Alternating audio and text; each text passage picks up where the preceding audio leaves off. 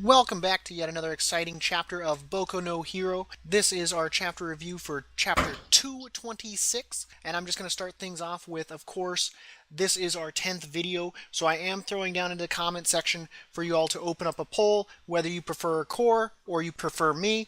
This will, of course, be known as our KD ratio, so definitely go ahead and participate in the comments. We'd love to see which one. And, of course, this week I'm starting off a little bit differently in our review. Of course, I'm starting off with what I have decided to give the chapter for the overall rating. I'm going to give it out of a 10 out of 10 because, once again, it blew my mind. And, of course, I'll be going over why it blew my mind as we go through the review of the chapter. Also, I give it a 9 out of 10, and then I'll tell why. We, of course, begin the chapter with a flashback with Himiko's past of her attack on a fellow schoolmate. His name, as we've learned, is, of course, Saito. He was a very popular kid, so right there off the bat, most likely a love interest. We know that she goes after whatever she's interested in, so wouldn't be surprised if he showed some sort of interest in her, and of course, that, of course, deteriorated quickly into her attacking him. It was, of course, on the news as we see there in the first panel. Himiko, as her schoolmates described her, was happy and cheerful as we go through the basically the press kind of covering it here in these earlier panels.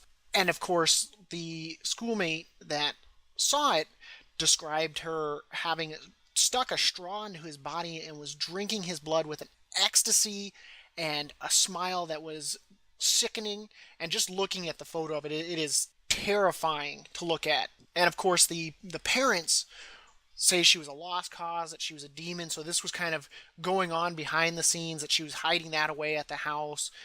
Also very curious about what kind of treatment she was getting from the parents back home, if that's how you would define your child. And then, of course, in the final flashback there, she's showing her mother and father a dead bird that she believed was cute. And, of course, you can see the lower chin there, and she's got blood on it, so she's definitely been drinking the blood from that bird. So we can assume that, once again, that she definitely goes after things that she loves, she finds cute, whatever, and has a distorted view of what love is. And then, of course, we snap back to the present, and we have Curious stating, "Normal is a fascinating phrase for this situation." The grin that Himiko gives, that is her true face, that right there is the true Himiko, that creepy killing instinct, those eyes, that smile, that grin, those fangs. And then she wants to know if her intuition hasn't grown any weaker, and that Himiko is basically the dark side of Hero Society. And I can only imagine that people with amazing flashy quirks get all the limelight, but ones that have unusual or creepy ones quickly become the people that get left behind by society, because it's not something that people would be okay with. Himiko, of course, then drops down. Her insides are really messed up from Curious's quirk because she set it off inside of her, so her guts are kind of reeling from that. Curious states she's an unfortunate girl because of her quirk, and it led to her oppression, and it would lead to her death, meaning right now. And her own quirk was what led for her to be rejected in this society. Once again, going back to what I had just said, that your quirk really kind of determines your status in this society. If you have one that's cool and flashy like Bakugo's, you're praised and that you'll be a hero, but ones like this are definitely quickly to be thrown, that you're a villain, that you're evil, or shunned or rejected, kind of like how we even saw with the mind control quirk, that that would be perfect for a villain, things like that.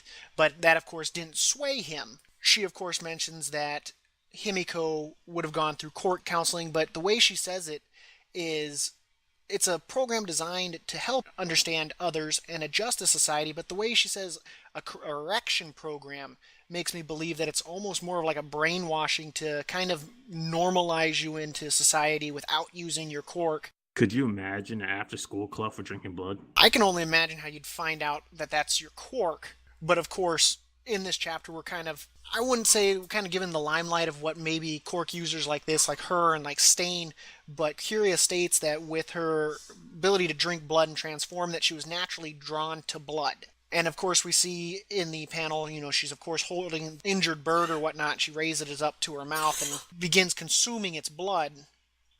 So we can only imagine that for certain quirk users or quirk types, they're drawn to what activates their quirk. So for her, I can only imagine that having to reject it and do it and not be able to do it for so long only led to her wanting it more and more, almost like a drug, and it was her driving force in life. Of course, with that type of quirk, she would, society would never want one that attributes, blood and quirks together. It's not something they'd want. So of course she was rejected by, society. She hid herself because of that. Her parents rejected her, calling her creepy and a deviant, and told to be normal. Himiko's character reminds me of Dexter, the show Dexter. First, she would have fit perfectly in that show. If anyone hasn't watched it yet, watch the first 2 seasons. It's amazing. Yeah, but she would have been a perfect girlfriend for Dexter. And then, of course, with this, she lashes out at Curious. Curious activates a wristband that turns into a gauntlet on her hand. And as we see, she's able to punch Himiko in the face and it activates her quirk. So I can imagine this allows her to use her quirk without damaging herself, since hers is a landmine quirk. She tells her that their goals aren't so different from each other, that she'll become a martyr for the Liberation Army, and that basically the story of her life is going to go on to be a great book or a scripture that will go on for centuries after she's dead, and that they'll use that to lift up quirk users to make them be able to use their abilities. And of course, she asks Himiko if any of it was wrong, and she wants her to basically confirm it with her own mouth. As Himiko tries to run, she tells her that she's one of them, and of course holds up the liberation symbol with the L, the thumb on the forehead, and the pointer finger straight up. Himiko, of course, during that little sprint, tells her that she's not unfortunate. She smiles when she's happy, compares a kiss to drinking blood. So once again, a warped sense of what love is or what a human being should be doing as far as showing affection. And of course, during that little sprint, she opens her little fanny pack of blood capsules there, and of course, turns into Ochako, which right here was the turning point for me that just blew my mind. And during that change to Ochako, of course, Curious is excited to see this change and states that she knows everything about her quirk that she can turn into look like people. And during that, also, we have Himiko having a flashback to the provisional license testing, and during that, she basically that Ochako has so much of Deku's trust and she wants to be just like Ochako. So I can only imagine that now is probably put Ochako in a very dangerous situation with Himiko. I can only imagine in the future those two will be going toe to toe, which, looking back on Ochako's training, of course, that she did it with Gunhead, was to fight someone that uses knives. Ironically, Himiko uses a lot of knives. Curious, of course, gets touched by her, and she strikes her with an explosion, which, because she has no weight to her because her gravity has been removed, she, of course, begins to float away. Himiko states that she is attuned to how people behave, and it made her life easier. She used the schoolgirl kind of behavior to learn that it was a lot nicer, and she uses it to avoid being caught. She doesn't want to be caught. She wants to be able to live and love and die normally her way. And we, of course, know how her way is. It's violent, very bloody. Curious is in the belief that this is, of course, her quirk evolving. Himiko does state that it is because she watched how it is activated, so I'll be more curious to see what other types of quirks she can activate and use, if it's from watching and understanding their quirk usage, and if it falls on par with Monema's, where he can copy people's quirks, or if it falls under kind of a different category, because his is a copy, but I see her more of as like a mimic, since she's able to mimic everything about them, voice, body, so I wouldn't be surprised if she can activate ones that store up power, so we'll have to see what develops from there. And then, of course, she releases the quirk. The League members that she had touched, of course, plummet, and it's a big squishy smash scene. As Curious is falling, she states it's an incredible headline. Now, we never actually see Curious dead, so whether she survived that little plummet, we don't know.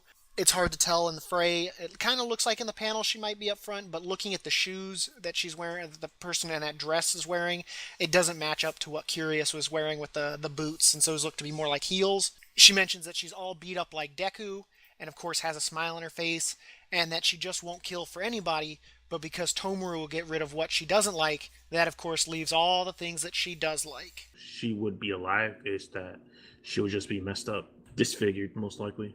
And as a reporter, she's probably going to be pissed about it and want revenge. I can imagine that the fact that they said they had pro heroes and stuff like that there, I can only imagine someone saved her. The underlings, I don't think anyone would have given anything, for them, but for a higher up like that, I would imagine she would have gotten saved. I can only imagine this, of course, would pique her interest more in Himiko. I can only imagine that now with this, we're going to see more evolution of the League of Villains Quarks, so I'm glad to see them getting stronger and better. It kept me on my toes. I was very surprised for this development. While it wasn't completely unexpected, it's still, 99.99% of me didn't see this coming. So I'll be interested to see how the other fights play out with the other League of Villain members. I think we're gonna see another League of Villains in the next chapter, and we're gonna see their background story. I think it's gonna be a lot of character development with these villains. Oh, most definitely, just like how we saw in the last arc with the heroes developing their quirks and strengthening and seeing a lot of their new abilities, where I think we're going to see the same thing here with these members, especially since they're only a slightly larger group than what we saw in those 4 versus 4 matches. But I would have to say, going back to what I said at the beginning of the chapter, it is definitely a 10 out of 10 for me. Of course, giving it a 10 out of 10 with the evolution of her quirk, the battle itself. These last 2 chapters have been really good. I loved the lead up. He did a great job executing it for Horikoshi and Himiko in this chapter. So I will definitely know this chapter at any given time. Yeah, I would give this chapter a 9 out of 10 only because to give for me, and this is my own opinion. Everyone has their own opinions. For me to give a chapter a 10 out of 10, I would need something like Deku having 8 quarks, or it has to be a chapter I always remember forever. Like I'll actually remember that chapter name, that chapter number. Where as Deku, him finding out he could use 8 quarks, that his quark is evolving, all the information we got in that one chapter is it's just I gave that chapter a 10 out of 10. This one was a good chapter, but I would give it a 9 out of 10. But yeah, I love the backstory with Himika. I know a lot of us were definitely curious about her character and some of her background, so I'm sure we're going to see more of her background in the future, especially how her quirk is now really, really OP. And we could also see in the future her quirk given to the Nomus. Could you imagine the Nomus being able to blend in with the population? Now that would be scary. If that were to happen, I can only imagine the threat level. I would probably say right now isn't too bad, even though we know that there's still more high ends out there. But that to me, that would easily multiply the threat level to Hero Society in general. All the possibilities you have with her quirk is amazing. Infiltration is a big one. Spying, framing heroes. There's so much that you could do. Kidnapping, especially since she can now use the quirk. The people she getting their blood to use their quirk. We still gotta. They still haven't fully explained how if she could do that for everyone or how that exactly works. But we'll find out soon. But all the possibilities you have with that, it makes her a really good character for the League of Villains and very valuable. Exactly, and it with what you said there, it reminds me back to the chapter where they fought Stain, where they said the burns would make it easier for people to believe that Endeavor did something. So if she's able to use other people's quirks, it would only make it easily more believed that a hero did something atrocious if they were seen on scene in it and there was evidence of their quirk usage. Yeah, and that pretty much wraps up our review. And to close this out, one of my sidekicks here. As always, thank you for listening to our video. Please make sure you leave a like and subscribe and hit the bell with Plus Ultra.